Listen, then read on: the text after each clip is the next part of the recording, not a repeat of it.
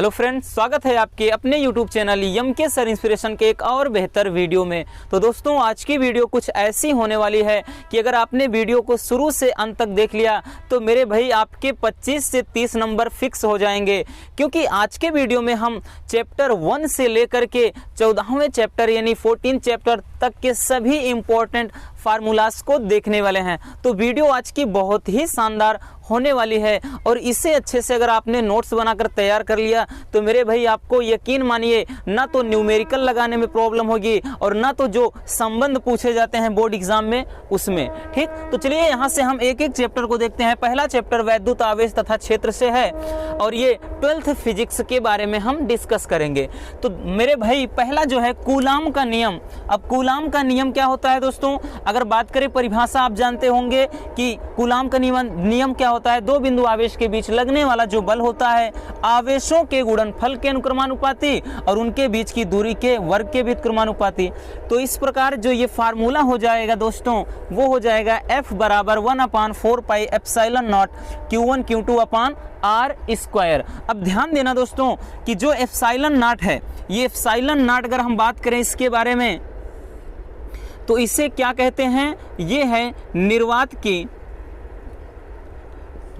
की वैद्युतशीलता कहते हैं। ठीक है ना, निर्वात की वैद्युतशीलता कहते हैं। ठीक, और इसका अगर मान बात करें तो 8.85 गुणे 10 के घात -12। इसके लिए हमने वीडियो बनाया कि किसमें किसका मान कितना होता है, तो सारी चीज़ों को हमने उसमें कवर किया है। ठीक है ना, उसे डिस्क्रिप्शन में आप वॉच कर सकते हैं। तो अगला है कि वैद्युत क्षेत्र की तीव्रता, तो इसे दर्शाते हैं इसे E बराबर हो जाता है दोस्तों F अपान Q। अब F क्या है? बल है। Q क्या है? आवेश है। ठीक, और अगर हम बात करें कि बिंदु आवेश के कारण वैद्युत क्षेत्र की तीव्रता कितनी होती है तो इसके लिए फार्मूला होता है E बराबर 1/4 pi epsilon not Q upon R square. ठीक है ना, और वैद्युत द्विध्रुव आघूर्ण क्या होता है? तो हमें पता है कि दो बिंदु आवेशों के बीच का क्या होता है? कोई एक आवेश और उनके बीच की दूरी का गुणनफल वैद्युत द्विध्रुव आघूर्ण कहलाता है। तो इसके लिए सूत्र होता है P बराबर 2QL। 2L क्या है? लंबाई है। Q क्या है? एक बिंदु आवेश है। अगला है कि वैद्युत द्विध्रुव की अच्छी स्थिति में तीव्रता, इस पे निगमन भी आता है। तो अभी निगमन को हमने नहीं किया है लेकिन इसके लिए वीडियो आ जाएगी, डोंट वरी मेरे भाई। तो E बराबर होता है 1/4 pi epsilon not 2P upon R cube होता है। कब? अच्छी स्थिति में, जब उसके अक्ष में कोई आवेश रखा हो। और निरक्षीय स्थिति में क्या होता है? ऊपर से 2 गायब कर दीजिए, पूरा का पूरा फार्मूला सेम टू सेम हो जाता है। अगला है कि द्विध्रुव पर लगने वाला बल आघूर्ण क्या होता है? तो वैद्युत क्षेत्र यानी एक समान वैद्युत क्षेत्र में द्विध्रुव पर लगने वाला बल आघूर्ण, ये 2020 में पूछा गया था। 21 में भी जो पेपर हुआ मेरे दोस्त उसमें भी ये पूछा गया था। तो इसके लिए होता है टाउ बराबर PE साइन थीटा। टाउ बराबर PE साइन थीटा। अब इसके निगमन को भी आप डिस्क्रिप्शन से देख सकते हैं। और गॉस की प्रमेय, इसे भी आप वहां से वॉच कर सकते हैं कि इसका निगमन ये कैसे आता है। सभी चीज़ों को हमने देख रखा है। तो क्या होता है? φE बराबर Q अपान एप्सिलॉन नॉट। और अगला जो है कि अनंत लंबाई के तार के निकट वैद्युत क्षेत्र की तीव्रता, इस पे दोस्तों इस पे एक क्वेश्चन आया था 2020 में, इस पे एक न्यूमेरिकल आया था। ठीक, 1/4 pi epsilon not 2 lambda upon R, जहां पर लेम्डा क्या है? रेखीय आवेश घनत्व है। लेम्डा रेखीय आवेश घनत्व है। ठीक है ना। और अगला है कि अनंत विस्तार वाली समतल अचालक चादर के निकट वैद्युत क्षेत्र की तीव्रता के लिए जो व्यंजक होता है वो होता है मेरे भाई E बराबर sigma upon 2 epsilon not. Sigma upon 2 epsilon not. Sigma क्या है? ये पृष्ठ घनत्व है। ठीक, और यहाँ से आवेशित चालक प्लेट के ठीक बाहर अगर वैद्युत क्षेत्र की तीव्रता की बात करें तो E बराबर सिग्मा अपान एप्सिलॉन नॉट होता है। और अगला है कि समान घनत्व की धन तथा ऋण आवेशित समांतर अचालक चादर के कारण वैद्युत क्षेत्र की तीव्रता के लिए जो सूत्र होता है, अगर हम बात करें 2 कंडीशंस बनती हैं। एक, प्लेटों के बाहर कितना होता है? तो प्लेटों के बाहर वैद्युत क्षेत्र की तीव्रता 0 होती है और प्लेटों के बीच में क्या होता है? E बराबर, ठीक, E बराबर सिग्मा अपान एप्सिलॉन नॉट।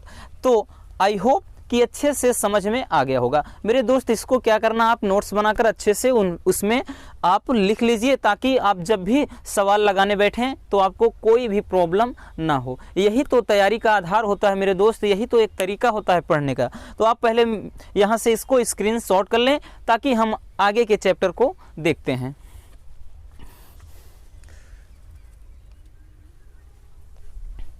चलिए अब यहाँ से देखते हैं हम अगला जो चैप्टर है दोस्तों, वैद्युत विभव तथा धारिता। अब इसमें जितने इंपॉर्टेंट यहाँ से फार्मूले हैं उनको हमने रखा है।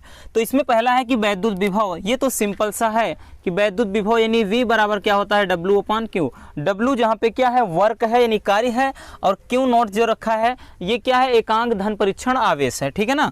और अगला है कि बिंदु आवेश के यानी किसी बिंदु आवेश के कारण वैद्युत विभव के लिए जो सूत्र होता है वो होता है V बराबर 1/4 पाई एप्सिलॉन नॉट Q/R। और Q क्या है, आवेश है, R क्या है, आवेशों के बीच की दूरी है, ठीक है ना। अब उसके बाद यहाँ से दोस्तों कि द्विध्रुव के कारण अच्छी स्थिति में जो विभव होता है इसके लिए ये निगमन भी आता है दोस्तों। तो इसके लिए क्या होता है, V बराबर 1/4 पाई एप्सिलॉन नॉट P/R²। और निरक्षी स्थिति में क्या होता है, विभव शून्य होता है, ठीक। और जो विभव प्रवणता के लिए जो सूत्र है दोस्तों, E बराबर माइनस क्या है, डेल्टा V/Δx। डेल्टा V क्या है, विभव है, और उसके बाद यहाँ पे डेल्टा x क्या है, प्लेटों के बीच की दूरी है। अब दो बिंदु आवेश के कारण निकाय की स्थितिज ऊर्जा, दो बिंदु आवेशों के कारण जो निकाय की स्थितिज ऊर्जा होती है उसके लिए जो फार्मूला होता है वो होता है U बराबर 1/4 pi epsilon not Q1 Q2/R। और ध्यान देना ये जो सूत्र है ये मोस्ट इंपॉर्टेंट है मेरे भाई, ये वाला, ये क्या है, निगमन भी आता है इसका। अब इसका निगमन देखना है तो आप डिस्क्रिप्शन में इसे भी देख सकते हैं, ठीक। और बात करें, ये फार्मूला ऐसा है कि इस पे न्यूमेरिकल भी आते हैं, तो इसको अच्छे से तैयार कर लेना है ये वाला, ठीक है ना। कि W बराबर क्या है कि एक समान वैद्युत द्विध्रुव में द्विध्रुव को घुमाने में किया गया कार्य, तो इसके लिए होता है W बराबर P/E। P क्या है, वैद्युत द्विध्रुव आघूर्ण है, ठीक है ना। और उसके बाद E क्या है, वैद्युत क्षेत्र है। और यहाँ से cos फाइव, यहाँ से φ1 लिख सकते हैं, या θ1 माइनस cos θ2, ठीक। θ1 से θ2 तक घुमाने में किया गया कार्य है। और वैद्युत धारिता के लिए यानी C क्या है, धारिता यानी संधारित्र की धारिता है, C बराबर Q/V। और विलगित गोलीय चालक की धारिता, इस पर भी न्यूमेरिकल अगले साल आया हुआ था, ठीक। कि C बराबर 4 pi epsilon not /R। R क्या है, त्रिज्या है। अगला है कि आवेशित चालक की स्थितिज ऊर्जा, इसके लिए तीन फार्मूले होते हैं। एक तो होता है अगर आवेश और विभवांतर रहे तो U बराबर 1 यहाँ से 2 Q/V। और दूसरा क्या होता है दोस्तों, धारिता के पदों में तो U बराबर 1/2 C/V²। और तीसरा होता है दोस्तों धारिता और आवेश के पदों में, यानी U बराबर 1/2 Q² होता है, ठीक। और अगला है कि समांतर प्लेट संधारित्र की धारिता के लिए जो सूत्र होता है ये भी काफी इंपॉर्टेंट है। तो C बराबर एप्सिलॉन नॉट × A/D। D क्या है, प्लेटों के बीच की दूरी। A क्या है, तो ये क्या है, A क्या है दोस्तों, क्षेत्रफल है, ठीक। अगला है कि संधारित्र का जो समायोजन करते हैं कितने प्रकार से, 2 प्रकार से। श्रेणी क्रम में क्या होता है, ध्यान देना, ये क्या होता है, रेजिस्टेंस यानी प्रतिरोध का जस्ट उल्टा होता है। उसमें समांतर क्रम के इस क्रम में होता है, श्रेणी क्रम इस क्रम में होता है, लेकिन संधारित्र की धारिता में समांतर क्रम इस पे चलता है, ठीक। तो श्रेणी क्रम का ये फार्मूला हो जाता है और ये समांतर क्रम का होता है, तो इसमें अपोजिट चलता है, ठीक। और आवेशित संधारित्र के प्लेटों के बीच ऊर्जा घनत्व, ये अभी जो एग्जाम हुआ 2021 में, जिन बच्चों ने एग्जाम दिया था उसमें ये क्वेश्चन आया हुआ था। हालांकि इस पे जो आया था वो निगमन नहीं आता है, इस पे न्यूमेरिकल्स ही आते हैं।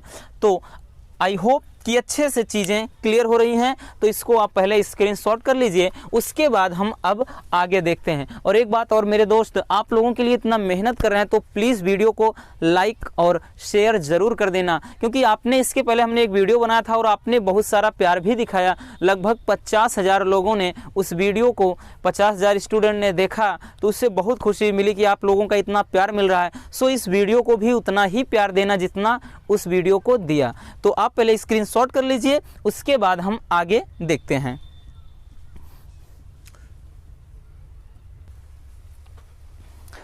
तो चलिए अब यहाँ से देखते हैं हम चैप्टर 3 यानी वैद्युत धारा। और इसमें आपको एक चीज़ हमने बताया था दोस्तों, ये काफ़ी इंपॉर्टेंट चैप्टर है और यहाँ इस अकेले चैप्टर से आपको पूरे 7 नंबर मिलने वाले हैं। तो यहाँ से हम देख लेते हैं इसमें जो इम्पोर्टेंट फार्मूलाज हैं। यानी पहला है वैद्युत धारा, तो सिंपल से हमने उठाया है कि I बराबर Q अपान T होता है, बट Q बराबर N इंटू ई भी अगर हो जाए यानी नंबर्स ऑफ इलेक्ट्रॉन, और इलेक्ट्रॉन ई क्या है, इलेक्ट्रॉन पर आवेश, देन क्या हो जाएगा, Q के स्थान पे जब इसको रखेंगे तो I बराबर N E अपान T भी हो जाएगा। ठीक, या फिर अगर हम बात करें अनुगमन वेग के पदों में दोस्तों, तब सूत्र होता है I बराबर N E A V into D, या सॉरी इसको V सफिक्स डी पढ़ते हैं। V सफिक्स डी क्या है, अनुगमन वेग है, ए क्या है, क्षेत्रफल है, ई क्या है, इलेक्ट्रॉन पर आवेश है, एन क्या है, इलेक्ट्रॉन की संख्या है। ठीक, और धारा घनत्व और अनुगमन में वेग में संबंध पूछ ले दोस्तों, तो धारा घनत्व को जे से दर्शाते हैं, तो J बराबर I अपान A, ये तो फार्मूला है, बट जो संबंध होता है धारा घनत्व यानी J और V सफिक्स D में, ये संबंध हो जाता है J बराबर N E V suffix D। अगला है गतिशीलता, तो गतिशीलता बराबर यानी इसे म्यू से दर्शाते हैं, म्यू बराबर V सफिक्स D अपान E। और अगला है कि विशिष्ट चालकता तथा धारा घनत्व में संबंध, तो J बराबर, J क्या है, धारा घनत्व है, और यहाँ से जो सिग्मा है विशिष्ट चालकता है, और E क्या है, वैद्युत क्षेत्र है। अगला है वैद्युत ऊर्जा। अब वैद्युत ऊर्जा कई पदों में होती है। ठीक, हमने सभी को यहाँ पर लिख रखा है। पहला होता है दोस्तों W बराबर V इंटू क्यू। अब ध्यान देना क्या होता है, Q बराबर, अभी देखा ना, Q बराबर यहाँ से करेंगे तो Q बराबर I इंटू टी, तो यहाँ से I इंटू टी रख देंगे तो एक नया सूत्र बन गया, कौन सा, W बराबर V into I into T बन गया। अब ध्यान देना मेरे भाई, अगर V बराबर ओम के नियम से V बराबर I इंटू आर रख देंगे, ठीक है ना, क्योंकि हमने यहाँ पे क्या रखा, Q बराबर I इंटू टी रख दिया, तब ये बन गया। अब V बराबर इसमें I इंटू अगर हम R रख देंगे तो I स्क्वायर, ठीक है ना, I स्क्वायर R और T हो जाएगा।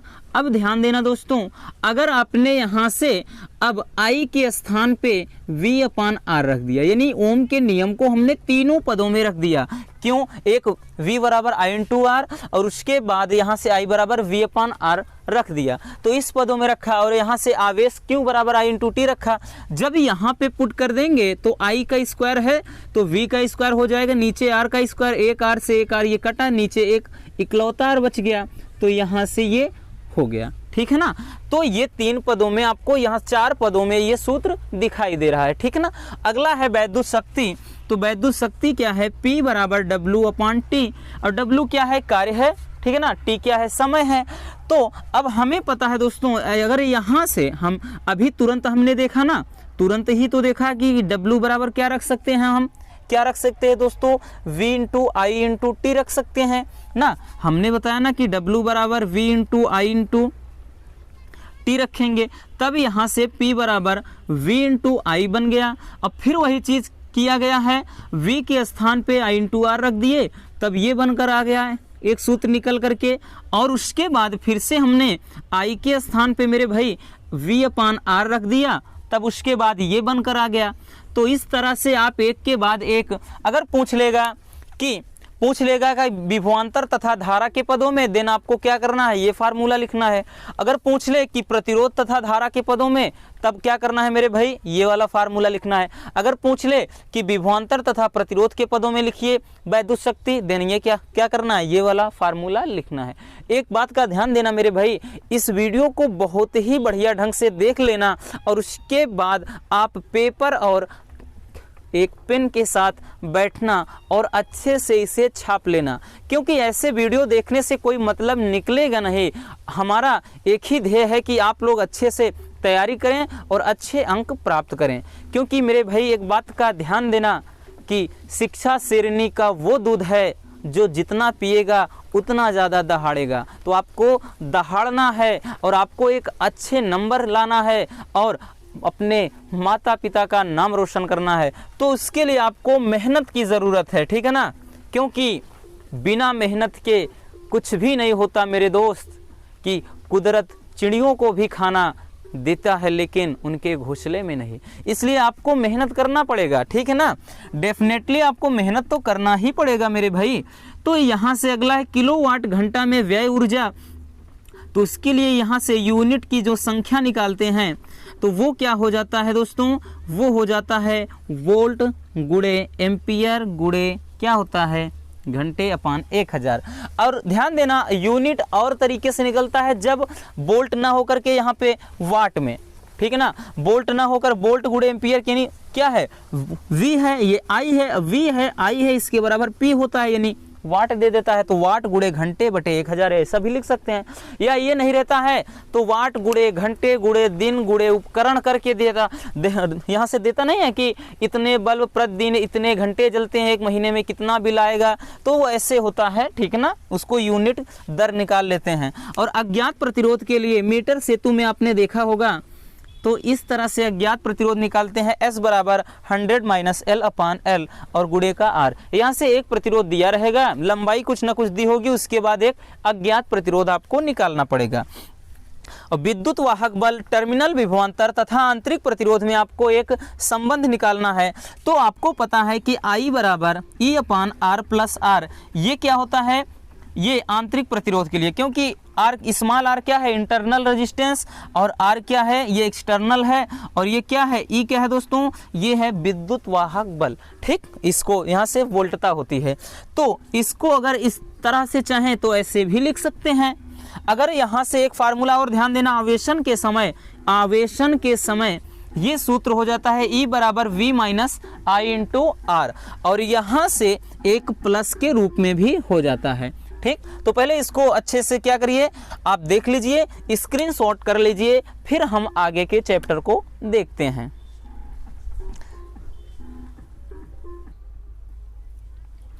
चलिए अब यहाँ से हम अगला चैप्टर देखते हैं कि गतिमान आवेश तथा चुंबकत्व। गतिमान आवेश तथा चुंबकत्व, इसमें आप देख सकते हैं पहला है दोस्तों कि बायो-सेवर्ट का नियम। बायो-सेवर्ट का नियम क्या होता है, तो यहाँ से delta B equal to mu naught upon 4 pi, इसका अगर मान पता होना चाहिए कितना होता है, इसका जो मान होता है दोस्तों 10 की घात -7, ठीक। और यहाँ से I into delta L upon sine theta upon R square, ये हो जाता है बायो-सेवर्ट का नियम। और ये दोस्तों कई बार एग्जाम में पूछा गया क्वेश्चन है कि म्यू नॉट तथा एप्सिलॉन नॉट में क्या होता है संबंध, म्यू नॉट तथा एप्सिलॉन नॉट में संबंध। अब एप्सिलॉन नॉट क्या है, निर्वात की वैद्युतशीलता, और म्यू नॉट क्या है, निर्वात की चुंबकशीलता। तो दोनों में जो संबंध होता है C बराबर, और जहाँ पे C क्या है, प्रकाश की चाल है दोस्तों, क्या है, प्रकाश की चाल है, ठीक है ना। और अगला होता है यहाँ से परिमित लंबाई के ऋजुरेखी चालक के कारण उत्पन्न चुंबकीय क्षेत्र कितना होता है। तो इसके लिए जो सूत्र होता है B बराबर म्यू नॉट अपान 4 पाई और इंटू आई अपान ए, और कोष्टक में साइन थीटा 1 लिख दिया, sine phi 1 minus sine phi 2 होता है। और अगला है कि वृत्ताकार धारावाही कुंडली के अक्ष पर कुंडली के केंद्र से x दूरी पर उत्पन्न चुंबकीय क्षेत्र क्या होता है, तो B बराबर हो जाता है मेरे भाई, क्या होता है, mu naught N into I into R square. N क्या है, कुंडली में फेरों की संख्या, I क्या है धारा, R क्या है दूरी, और यहाँ से अपान 2r square plus x square, और x क्या है जो x दूरी पर जहाँ पर तीव्रता निकालनी है, और के घात 3 बटे यहाँ से 2। अगला है कि वृत्ताकार धारावाही लूप के केंद्र पर उत्पन्न चुंबकीय क्षेत्र के लिए जो सूत्र होता है B बराबर mu naught I upon 2 into R. और अगला है कि एम्पियर का परिपथी नियम, ये भी काफ़ी इंपॉर्टेंट चैप्टर है, ठीक है ना, ये भी क्या है दोस्तों काफ़ी इंपॉर्टेंट चैप्टर है। इसमें भी बहुत सारे न्यूमेरिकल्स और बहुत सारे डेरिवेशन आते हैं।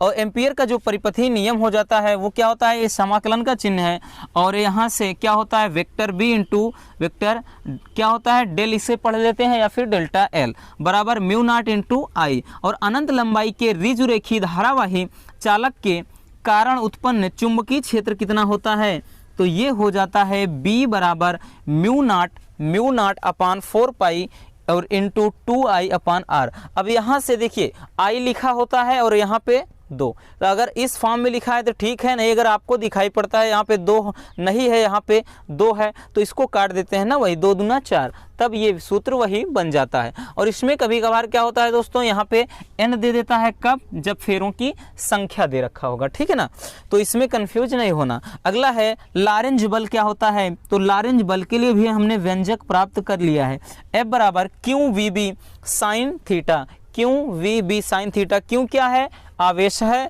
वी क्या है, वेग है, बी क्या है, चुंबकीय क्षेत्र है यहाँ पर, ठीक है ना, और साइन थीटा ये दिशा में जो कोण पर रखा होता है, ठीक है ना, जिस कोण पर रखा होता है। और अगला है गतिमान आवेश पर लगने वाला बल F बराबर आई बी एल साइन थीटा। और दो समांतर धारावाही तारों के बीच का जो बल कितना लगता है, तो F अपान एल बराबर mu naught upon 2 pi I1 I2 upon R हो जाता है, ठीक है ना। तो ये दोस्तों काफ़ी इंपॉर्टेंट है, न्यूमेरिकल्स तो इस पे बहुत सारे आते हैं और साथ ही इसका निगमन भी पूछ लेता है।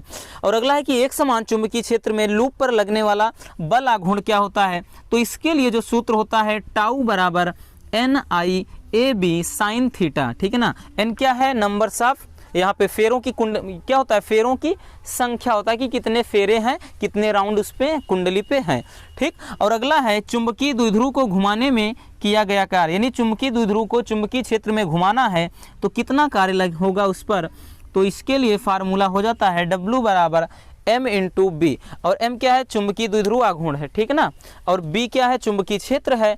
तो सूत्र क्या होता है, W बराबर MB और कोष्टक में 1 माइनस कॉस थीटा, ठीक। तो इस तरह से आपने देखा कि गतिमान आवेश तथा चुंबकत्व में भी जो कितने सारे इंपॉर्टेंट फार्मूले हैं। तो मेरे भाई इतना मेहनत करके ये वीडियो बना रहे हैं तो प्लीज़ वीडियो को लाइक ज़रूर कर देना मेरे दोस्त, ताकि आपको ये वीडियो अगर देखकर जिस तरह फील हो, हमें भी लाइक और कमेंट देख करके वैसा ही फील हो कि आप सभी का प्यार इतना मिल रहा है। तो इसको स्क्रीनशॉट कर लेते हैं, उसके बाद चलते हैं नेक्स्ट टॉपिक की ओर। नेक्स्ट चैप्टर यहाँ से हम उसको कवर करते हैं। चलिए अब यहाँ से हम देखते हैं तो वैद्युत चुंबकीय प्रेरण। हालांकि इस चैप्टर में मेरे भाई क्या है, ज़्यादा फार्मूले नहीं हैं, बट जो भी हैं वो उनसे क्या होता है, कभी कभार क्वेश्चन पूछ ही लेते हैं, ठीक। लेकिन उसके बाद जो प्रत्यावर्ती धारा है ये तो काफ़ी इंपॉर्टेंट चैप्टर है, क्योंकि इस पे न्यूमेरिकल्स भी आते हैं और डेरिवेशन भी आते हैं। तो चलिए यहाँ से बिना देरी करते हुए हम देख लेते हैं। इसमें जो सूत्र है, पहला है कि किसी परिपथ में उत्पन्न प्रेरित विद्युत वाहक बल के लिए जो फार्मूला होता है वो E बराबर माइनस यहाँ से डेल्टा फाई अपान डेल्टा, अब टी भी लिख सकते हैं। डेल्टा फाई क्या होता है, हमें पता है दोस्तों, क्या है, चुंबकीय फ्लक्स है, ठीक। और यदि इसमें मान लेते हैं कुंडली में फेरों की संख्या n हो, तब ये सूत्र इस तरह से कुछ बन जाता है। अगला है स्वप्रेरण गुणांक, इसे L से दर्शाया जाता है, तो इसके लिए फार्मूला ये है। और अन्योन प्रेरण गुणांक, और दोनों के बीमा व मात्रक भी समान है, इस बात को ध्यान में रखिएगा, ठीक है ना। और अगला है कि किसी कुंडली में संचित ऊर्जा के लिए इस पे न्यूमेरिकल आया हुआ था, ठीक है ना, अब की बार इस पे न्यूमेरिकल्स आया हुआ था। और उसके बाद अगला है चुंबकीय फ्लक्स क्या होता है, तो हमें पता है फाई बराबर BA कॉस थीटा। अगला है, अब ये जो चैप्टर है दोस्तों वैद्युत धारा, प्रत्यावर्ती धारा से रिलेटेड है। और इसमें आपने अगर देखा होगा, हमने इस पे बताया था, ट्रांसफार्मर का पूरा निगमन बताया हुआ था दोस्तों, और उसके बाद यहाँ पे AC और DC में अंतर भी बताया था इस चैप्टर में। और यहाँ पर हम देख लेते हैं तो इसमें धारा का वर्ग माध्य मूल मान यानी IRMS root mean square, I यानी वर्ग माध्य मूल, अब मान कितना होता है दोस्तों, IRMS बराबर I नॉट अपान रूट 2। और प्रत्यावर्ती वोल्टता की बात करें तो इसमें भी क्या होता है, कुछ इसी तरह का फार्मूला होता है, जहाँ पे I है वहीं पे क्या होता है, V हो जाता है। अब I नॉट क्या है, इसे क्या कहते हैं, शिखर मान, यानी धारा का शिखर मान हो जाता है। और यहाँ पे क्या हो जाएगा मेरे दोस्त, यहाँ पे क्या हो जाएगा, वोल्टता का शिखर मान, ठीक, वोल्टता का शिखर मान हो जाता है। और अगला है प्रत्यावर्ती धारा का समीकरण, प्रत्यावर्ती, ध्यान देना, ये धारा नहीं, प्रत्यावर्ती वोल्टता का समीकरण है, ठीक। प्रत्यावर्ती वोल्टता का समीकरण है V बराबर V not sine omega t, ठीक। और प्रत्यावर्ती धारा का जो समीकरण होता है वो I बराबर I naught sine omega T. Omega क्या है? कोणीय आवृत्ति है, ध्यान देना, कोणीय वेग है। और यहाँ से हमें पता है कोणीय वेग के स्थान पे 2 पाई एफ, यानी अब एफ क्या है? आवृत्ति है, ठीक है ना। एफ क्या है दोस्तों? आवृत्ति है। तो प्रेरण प्रतिघात के लिए सूत्र होता है, इसे एक्सएल से दर्शाया जाता है, एक्सएल बराबर ओमेगा इंटू एल, ठीक है ना, ओमेगा इंटू एल। एल क्या है? एल क्या है दोस्तों? तो यहाँ से प्रेरण है, ठीक ना, ये जो इसका मात्रक हेनरी होता है, ठीक। और अगला है कि धारिती प्रतिघात, तो XC, क्योंकि C क्या है? धारिता, XC बराबर होता है 1/ओमेगा-C। तो कभी कभार ये फार्मूला जो होता है, इसको ध्यान देना कि इस वाले जो फार्मूले को, इन दोनों फार्मूले को ऐसे न लिख कर यहाँ पे अगर लिखना चाहते हैं XL बराबर, यहाँ पे हम 2 पाई F इंटू एल ऐसे भी लिख सकते हैं, ठीक, अगर इस रूप में मान दिया हो, ठीक, अदरवाइज यही रहेगा। अगला है कि LR परिपथ में L क्या है? L क्या है दोस्तों? प्रेरण, ठीक है ना, और R क्या है? रेजिस्टेंस, प्रतिरोध। तो इस रूप में प्रतिबाधा क्या होता है? Z बराबर R स्क्वायर प्लस XL का स्क्वायर। और LCR परिपथ में, ठीक है ना, LCR यानी प्रेरण भी रहे, C यहाँ से क्या कहते हैं? धारिता भी रहे, और R प्रतिरोध भी रहे, तब प्रतिबाधा हो जाता है Z बराबर रूट में R square plus XL minus XC, दोनों का अंतर होता है और उसके पूरे का वर्ग करना है। और यहाँ से इसके लिए जो कलांतर होता है tan फाई बराबर XL अपान R, और इसके लिए जो कलांतर होता है दोस्तों LCR के लिए, वो tan फाई बराबर XL माइनस XC अपान R होता है। और ध्यान देना मेरे दोस्त, यहाँ से ट्रांसफार्मर में कुछ फार्मूले होते हैं कि NS क्या है? फेरों की संख्या, S यानी सेकेंडरी, ठीक, द्वितीयक कुंडली में फेरों की संख्या, NP क्या है? प्राथमिक कुंडली में फेरों की संख्या, और VS क्या है? ये द्वितीयक कुंडली की वोल्टता, ये VP क्या है? प्राथमिक कुंडली की वोल्टता। तो इसके लिए ये फार्मूला होता है। और जब दक्षता पूछ ले, दक्षता यानी ट्रांसफार्मर की दक्षता, क्षमता पूछे, तब होता है निर्गत शक्ति बटे निवेशी शक्ति गुणे 100, यहाँ पे लगाना है। अब निर्गत शक्ति है इसलिए P क्या है? पावर शक्ति, S यानी सेकेंडरी द्वितीयक, और P क्या है? P यानी प्राइमरी, और एक P का मतलब शक्ति। तो यहाँ पे निर्गत शक्ति अपान निवेशी शक्ति और गुणे का 100। और जो शक्ति गुणांक के लिए होता है तो कास फाई बराबर क्या हो जाता है? कास फाई बराबर होता है R अपान Z। अब Z क्या है दोस्तों? तो प्रतिबाधा है, R क्या है? रेजिस्टेंस यानी प्रतिरोध है। तो इस तरह से आपने देखा कि इस चैप्टर में जितने भी इंपॉर्टेंट फार्मूले हैं उसे हम किस प्रकार से लिख सकते हैं। तो चलिए इसको स्क्रीनशॉट कर लीजिए। उसके बाद हम जो लास्ट चैप्टर, क्योंकि वीडियो बहुत लंबी हो जाएगी मेरे भाई, इसलिए क्या करते हैं कि आज हम केवल भाग 1 के सभी चैप्टर के जो इंपॉर्टेंट फार्मूलाज हैं उन्हीं को कवर करेंगे, बाकी हम इसको अदर वीडियो में देखेंगे सेकेंड पार्ट को। तो पहले स्क्रीनशॉट कर लीजिए, फिर हम देखते हैं आगे।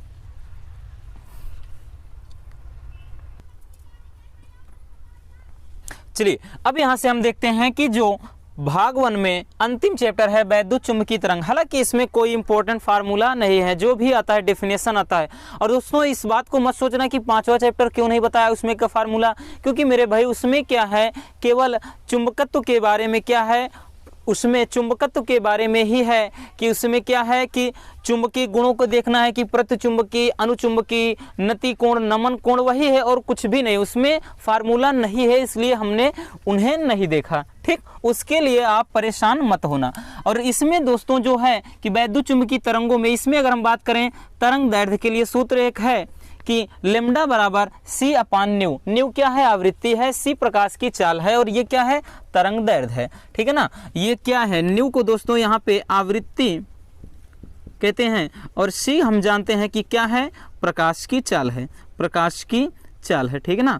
प्रकाश की चाल है 3 × 10⁸ मीटर पर सेकेंड, जो इसका वैल्यू होता है। और अगला है कि वैद्युत तथा चुंबकीय क्षेत्र के आयाम का अनुपात, इस पे भी 1 लाइनर यानी 1 नंबरी क्वेश्चन आते हैं, ठीक है ना, इस पे, ठीक। और जहाँ पे E0 क्या है? चुंबकीय क्षेत्र का आयाम है, B0 क्या है?